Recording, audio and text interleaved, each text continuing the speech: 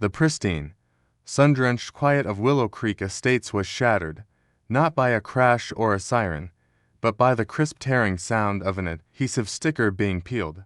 Arthur Harrison, a man whose hands spoke volumes about his life's passion, the intricate dance of restoring vintage machinery, stood in his meticulously kept driveway, a homeowner who prided himself on adhering to every unspoken rule of suburban decorum. Yet, there it was, glaring orange against the custom-fitted, breathable car cover that lovingly draped over his prized possession, an official Homeowners Association HOA violation notice. The words, stark and impersonal, cut through the mornings: tranquility, warning, abandoned vehicle, immediate action required. Failure to comply will result in towing. Arthur's eyes narrowed, a muscle in his jaw ticking. Abandoned, this magnificent, sleeping beast, shrouded in its protective cocoon, was anything but.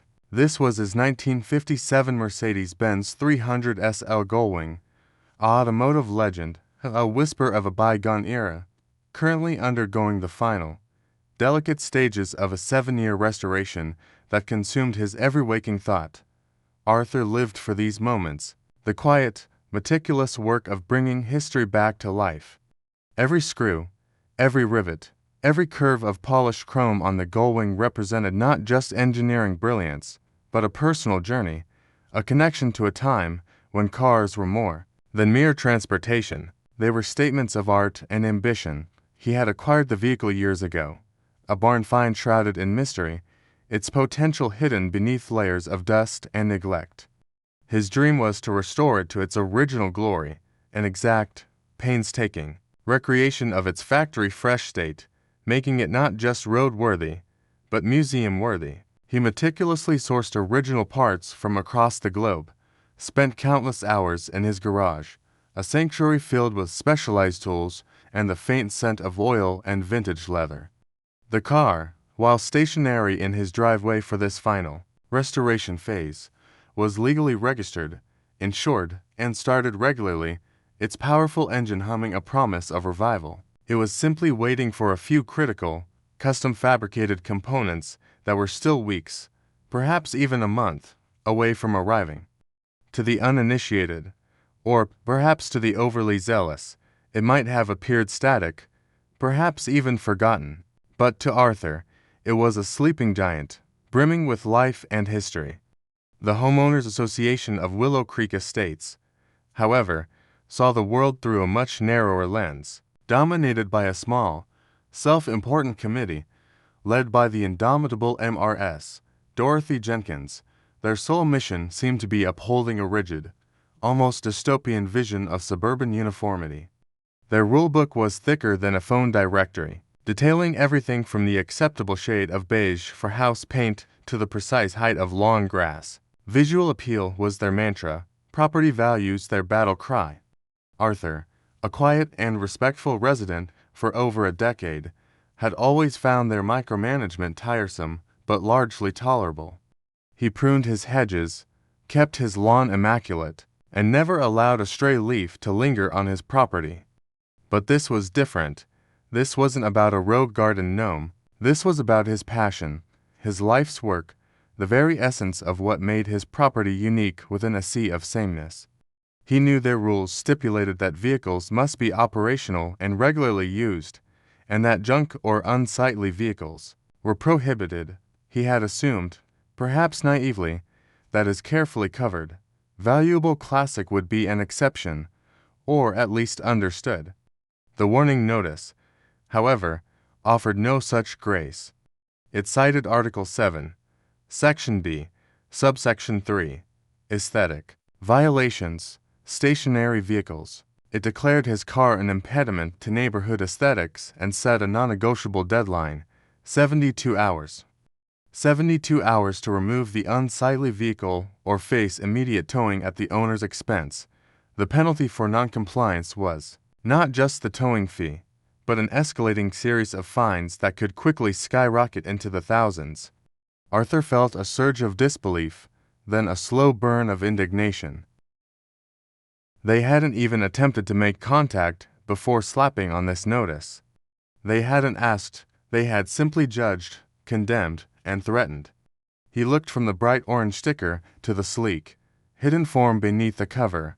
The Gullwing, even in its temporary slumber, exuded an aura of quiet defiance. This wasn't just a car to be removed. It was a testament to automotive excellence, a piece of living history that these petty bureaucrats were entirely unaware of. And Arthur, for the first time, felt a profound desire not just to save his car, but to make the HOA understand the sheer scale of their ignorance. The battle lines, unspoken yet incredibly clear, had just been drawn. The initial shock of the bright orange warning sticker on his meticulously covered classic car quickly morphed into a simmering frustration for Arthur. He stared at the bold letters, declaring his vehicle abandoned and in violation, a stark contrast to the reverent care he poured into his 1957 Mercedes-Benz 300 SL Gullwing. This wasn't just any car, it was a ghost of automotive history, a gleaming chrome phantom waiting for its grand re-entry. Its current state, shrouded beneath a custom, breathable car cover in his perfectly legal driveway, was a calculated move, part of a painstaking, multi-year restoration project that was nearing its quiet, unannounced completion. The HOA, however, saw only an eyesore, a static object accumulating theoretical dust, threatening the pristine, uniform aesthetic they so fiercely guarded within the affluent, manicured community of Willow Creek Estates. Arthur's first instinct was to handle it amicably. He drafted a polite, detailed email to the HOA management, explaining the car was undergoing restoration, was fully registered, insured, and certainly not abandoned. He attached photos of its interior, the engine, even the specialized tools he used, hoping to convey the depth of his commitment. He received an automated reply, followed by a terse email from Mrs. Jenkins, the HOA president, stating, "Our rules are clear. Mr. Harrison, vehicles must be driven regularly and must not obstruct the visual appeal of properties. Your project is an eyesore. Compliance is non-negotiable." Her tone, even in text, was icy, leaving no room for discussion. Arthur tried calling their office, only to be met with voicemails and eventually a call back from a young, clearly uncomfortable administrative assistant who simply reiterated the towing policy and disconnected before Arthur could even begin to explain the Gullwing's unique provenance. Each attempt at rational discourse felt like talking to a brick wall, a faceless bureaucracy utterly devoid of empathy or understanding. A week later, a second, more aggressive notice appeared, tucked under his wiper.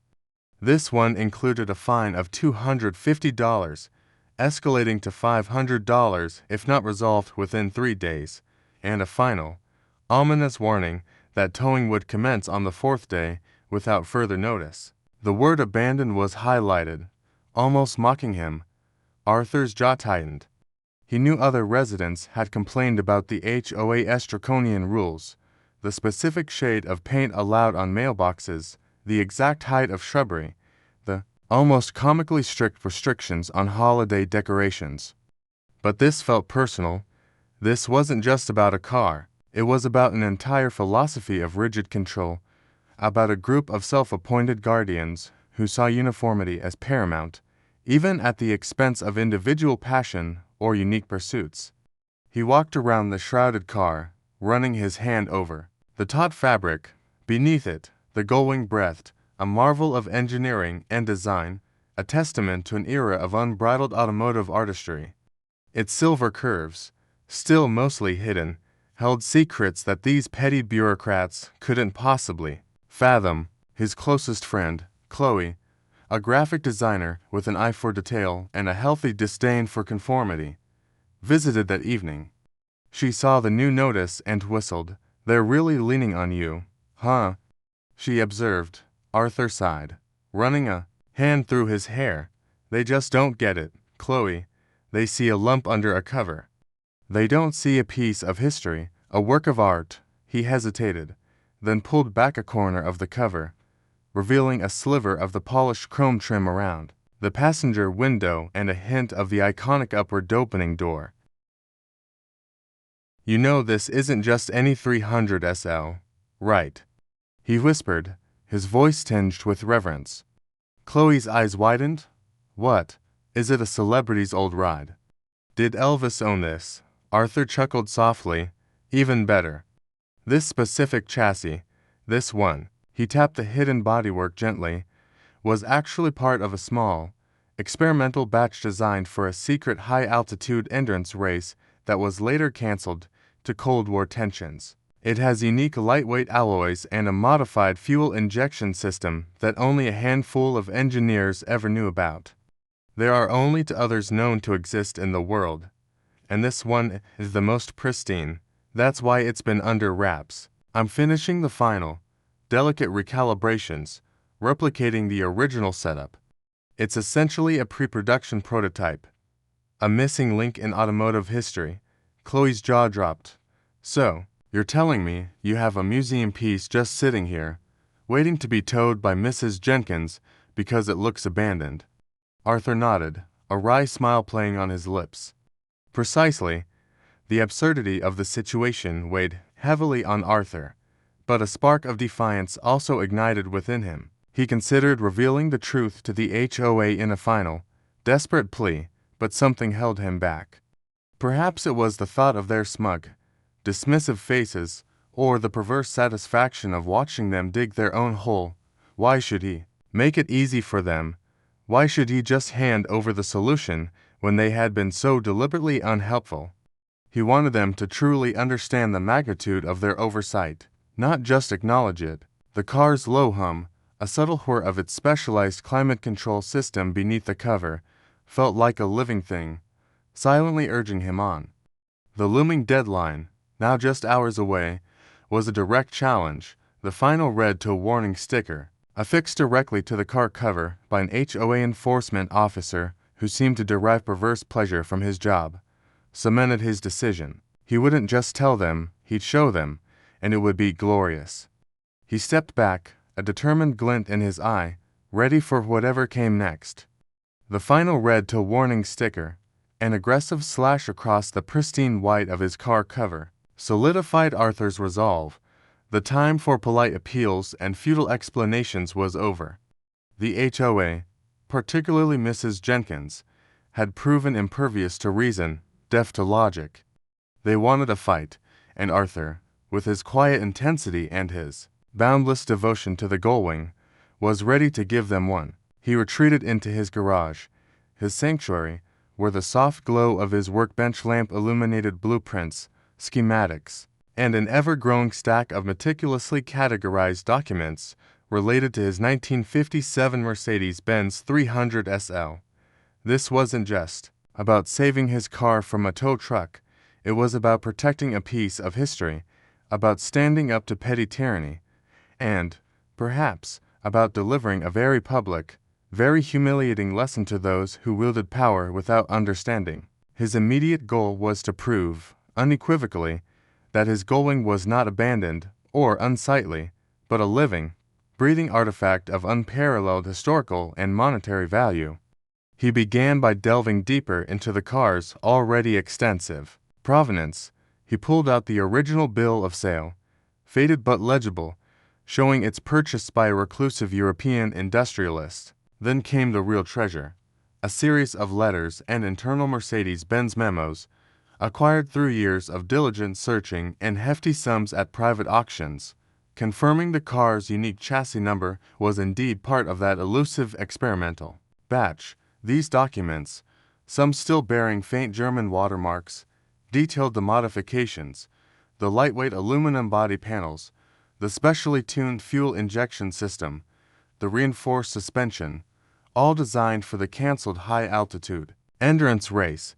This wasn't just a 300 SL. It was a ghost of a racing dream, a technological marvel that pushed the boundaries of automotive engineering in the 1950s. Arthur laid out enlarged photographs, grainy black and white images from internal Mercedes-Benz archives showing engineers meticulously assembling components identical to those in his car, a diagram detailing the unique air intake system, even a photo of the car, unrestored, hidden in a dusty corner of an old European barn before he acquired it. Each piece of paper, each image, was a bullet in his arsenal, building an irrefutable case for the car's significance. Knowing that the HOA operated on a bureaucratic level, Arthur understood he needed more than just historical facts. He needed expert validation. He reached out to Professor Evelyn Reed, a renowned automotive historian and curator at the prestigious National Museum of American History's Transportation Wing. He'd met her years ago at a vintage car show, and she'd expressed a passing interest in his project. Now, he needed more than interest. He needed an ally with academic weight. He sent her a concise, professional email, attaching scans of the most compelling documents and a few sneak peeks of his restoration work. Her reply came swiftly, brimming with academic excitement. "Mr. Harrison," she wrote, "if what you claim is true, and your documentation seems incredibly compelling, you possess what could be considered a holy grail for automotive historians. A pre-production, specialized Gullwing from that specific, top-secret project, unheard of. It would be an invaluable addition to any major collection, certainly something a reputable museum would clamor for." She offered to review his full dossier, recognizing the profound historical significance of what he possessed. This was the validation he desperately needed. As he organized his mounting evidence, a chance encounter provided another unexpected avenue. While checking his mailbox, Arthur noticed M.R. Henderson, a curmudgeonly but respected retired lawyer who lived 2 doors down, wrestling with his own HOA-issued notice. Henderson's infraction: his rose bushes were deemed excessively fragrant and disruptive to neighborhood harmony. Arthur couldn't help but chuckle, then offered a sympathetic nod. "Trouble with the thought police again, Mr. Henderson," he quipped. Henderson snorted, "More like the shrubbery Gestapo. They're trying to find me for my damn roses, said they're attracting too many bees." Arthur explained his own predicament, the absurdity of his museum-bound Gullwing being labeled abandoned. Henderson's eyes, usually narrowed in perpetual disapproval, widened slightly as Arthur briefly, tantalizingly, described the car's true rarity. "A 57 Gullwing, you say, and this one is special." Henderson's legal mind seemed to whir into action. "They're trying to tow a genuine piece of history, are they?" Unbelievable. He then revealed he'd spent years serving on various municipal planning boards and had a particular distaste for overreaching residential associations.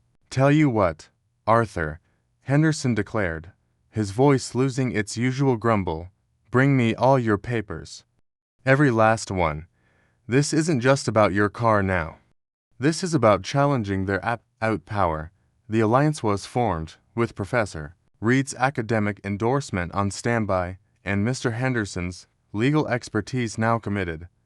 Arthur felt a surge of confidence. Henderson, poring over the HOA's bylaws, spotted a crucial detail: a clause requiring due process for significant property actions, which included a mandatory public hearing before the HOA board for any vehicle towing that exceeded 30 days of initial notice and was disputed by the owner. The HOA had conveniently ignored this, hoping Arthur would simply cave. "They've tripped over their own red tape, Arthur," Henderson announced with a triumphant grin. "We won't just object.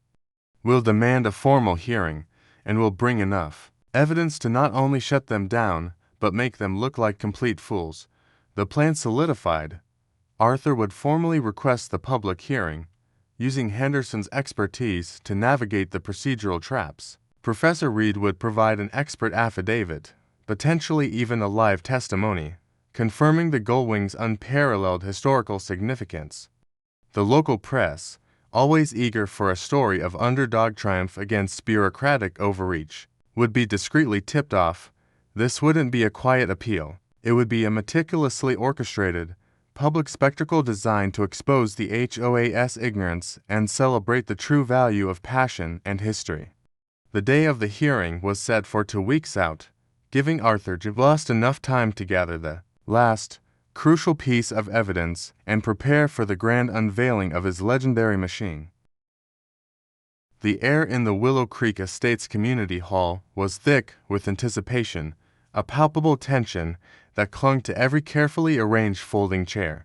It was the night of the special HOA board meeting, specifically convened to address the ongoing vehicle violation at 140 Meadowbrook Lane. Arthur, impeccably dressed, but with a determined glint in his eye, sat beside Mr. Henderson, who exuded an almost theatrical calm.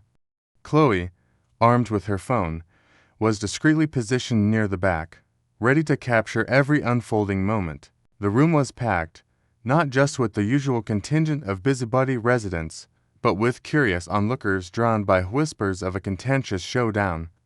Mrs. Jenkins, flanked by the equally stern HOA board members, sat at the elevated table, her expression a mask of self-righteous authority. A small, local news crew, subtly tipped off by Henderson, occupied a corner, their camera casually pointed towards the proceedings, adding another layer of pressure.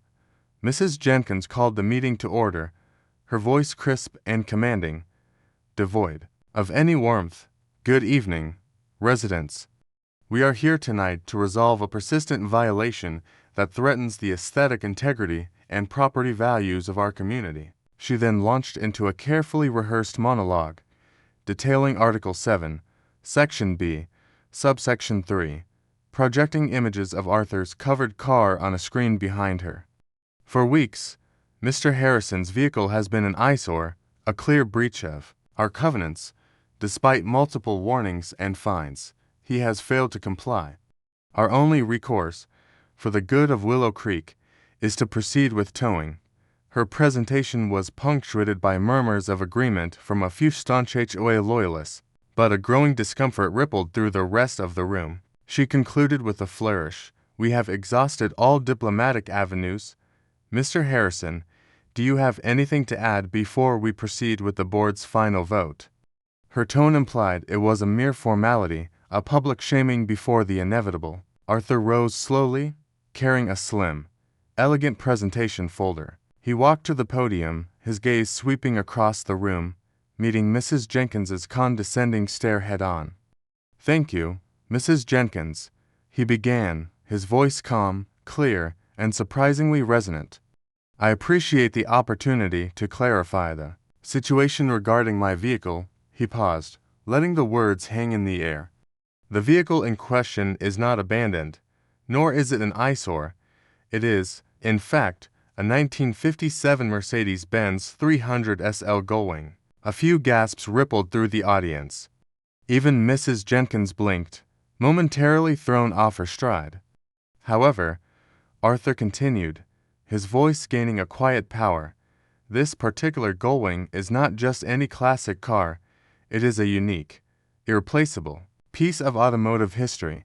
He clicked a remote, and the screen behind him, moments ago displaying his violation, now showed a breathtaking, fully restored image of a gleaming silver Gullwing, its iconic doors swept upwards like a bird's wings. This specific chassis, number 198.040, 750,032, Arthur announced, his voice now imbued with profound reverence, was part of a highly secretive, experimental program by Mercedes-Benz in the mid-1950s.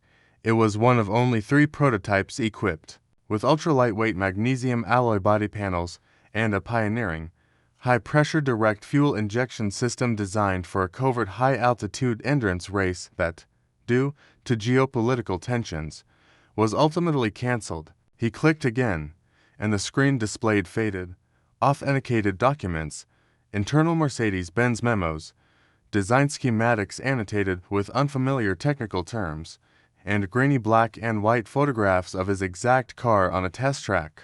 Looking impossibly futuristic for its time, this vehicle, he explained, is a missing link in the evolutionary chain of automotive engineering.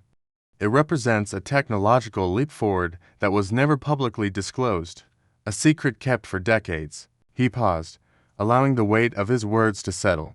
The murmurs in the room had ceased. Everyone was leaning forward, captivated. Mrs. Jenkins, her face now a pale mask, was trying to interrupt, But Arthur pressed on. I have spent the better part of 7 years meticulously restoring this vehicle to its exact original specifications, using only period-correct materials and techniques. It is a painstaking, delicate process that required the car to remain covered in a climate-controlled environment, awaiting the fabrication of a few final, custom components. He clicked one last time, and a letter appeared on the screen, bearing the official letterhead of the National Museum of American History. This, Arthur declared, his voice ringing with quiet triumph, is an official letter from Professor Evelyn Reed, head curator of the National Museum of American History's Transportation Wing. She has meticulously reviewed my documentation and confirmed that this 300 SL Gullwing is indeed a unique historical artifact of unparalleled significance. In fact, he paused, letting his gaze rest on a visibly agitated Mrs. Jenkins. The museum has already extended an offer for its inclusion in their permanent collection. Once the restoration is complete, it is slated to be featured in their upcoming exhibit on pioneering automotive innovations of the Cold War era. A stunned silence fell over the room, instantly followed by an eruption of gasps, excited whispers, and a smattering of applause. From the back, the news crew's camera operator zoomed in on Mrs. Jenkins, whose face was a study in pure, unadulterated shock and growing mortification. Her mouth opened and closed soundlessly. The board members shifted uncomfortably in their seats, exchanging bewildered glances. Mr. Henderson simply offered Arthur a knowing, triumphant nod. A woman in the front row, a known supporter of Mrs. Jenkins, loudly exclaimed, "A museum car! In our neighborhood!" Her voice held a mixture of disbelief and awe. Another resident, a longtime critic of the HOA, stood up and applauded vigorously, shouting, "Shame on the HOA! You almost had a national treasure towed." The room buzzed with outrage and amazement. The abandoned eyesore was suddenly the star of a scandal, a piece of living history they had almost lost due to bureaucratic blindness. The immediate reaction was overwhelming, a wave of public sentiment that crashed over the stunned HOA board, leaving them utterly exposed and speechless. The aftermath of Arthur's dramatic reveal at the HOA meeting was swift and far-reaching, a cascading ripple effect that shook the carefully constructed foundation of Willow Creek Estate's bureaucracy. The local news story, initially a small segment, exploded into a national sensation, picked up by automotive blogs, major news outlets, and even social media influencers. HOA versus history, a battle of bureaucracy and a billion-dollar Benz, became the headline of the hour. Mrs. Jenkins and the entire HOA board found themselves at the center of an unprecedented public relations nightmare. Their official HOA email inboxes were flooded with angry messages from around the world, lambasting their short-sightedness and arrogance. Residents, emboldened by Arthur's stand, began openly questioning other draconian rules, demanding transparency and accountability. The quiet rebellion that had long simmered beneath the surface of Willow Creek Estates finally boiled over. Within days, emergency meetings were called. Public outrage mounted, fueled by interviews with exasperated residents detailing years of HOA overreach. Petitions for the immediate resignation of Mrs. Jenkins and her board circulated faster than the morning newspaper. Faced with overwhelming pressure and the very real threat of legal action from a newly invigorated Mr. Henderson, who relished this fight, the board capitulated. A terse, almost unreadable official statement was released, apologizing for the misunderstanding and announcing a complete review of their bylaws. Mrs. Jenkins, her steely facade finally crumbling under the weight of public humiliation, announced her immediate retirement from the board, citing personal reasons. Her fellow board members, equally chastened, soon followed suit, replaced by a temporary committee of residents committed to genuine reform. It was a victory not just for Arthur, but for the spirit of individuality against the stifling hand of petty authoritarianism. The power dynamic in Willow Creek Estates had shifted, perhaps permanently, with the HOA crisis averted. Arthur's focus returned to his beloved Gullwing. The news coverage had brought unexpected benefits. Offers of assistance poured in from experts eager to contribute to the final touches of a car now famous for its dramatic rescue. The missing custom components, once a frustrating delay, were expedited by a prestigious European fabrication shop that simply wanted to be part of the story. The work that had once felt like a solitary pursuit now had a global audience cheering it on. Professor Evelyn Reed from the National Museum of American History was a frequent visitor, overseeing the final calibrations and documenting every intricate detail for the museum's archives. Her excitement was palpable. She treated the Gullwing with the reverence usually reserved for ancient artifacts. "Arthur," she'd often say, "you didn't just save a car. You preserved a vital piece of industrial heritage. This isn't just about a vehicle, it's about the very ingenuity of human design." The day finally arrived for the Gullwing's departure to the museum. Arthur stood in his driveway, now free of any threatening notices, watching as a specialized, climate-controlled transport truck carefully backed up. The car, now gleaming in its restored silver glory, its Gullwing doors a silent testament to its unique design, was gently rolled onto the ramp. It was a bittersweet moment. Years of his life, countless hours, and immense passion had been poured into this machine. It was leaving his garage, his sanctuary, but it was also fulfilling its ultimate destiny. He ran his hand over the smooth, cool metal one last time, feeling the familiar contours. This car, once overlooked and threatened, was now recognized, celebrated, and preserved for future generations. Arthur reflected on the entire journey. He had never sought the spotlight. He was a quiet man, content in his garage, lost in the intricate world of classic car restoration. But this experience had taught him the importance of standing up for what you believe in, of fighting for passion against apathy, and of challenging authority when it oversteps its bounds. He had learned that true value isn't always obvious. Sometimes, it's hidden beneath layers of dust or a simple car cover, waiting for the right moment to be revealed. He hadn't just saved his car. He had inadvertently become a symbol for countless others who felt stifled by rigid rules and narrow perspectives. As the truck slowly pulled away, the Gullwing disappearing from sight, Arthur felt a profound sense of satisfaction. His driveway, once the scene of bureaucratic conflict, now felt different, lighter, freer. He had faced down an arbitrary system and emerged victorious. The abandoned car was now bound for a museum, a place where its true history and unparalleled beauty would be appreciated by millions.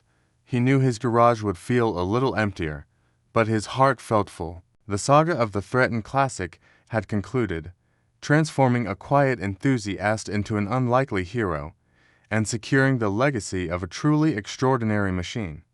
He turned and walked back into his house, already thinking about his next project, a new challenge, perhaps something less confrontational, but undoubtedly just as rewarding. The scent of oil and old leather still lingered faintly in the air, a comforting reminder of the battle won and the history preserved.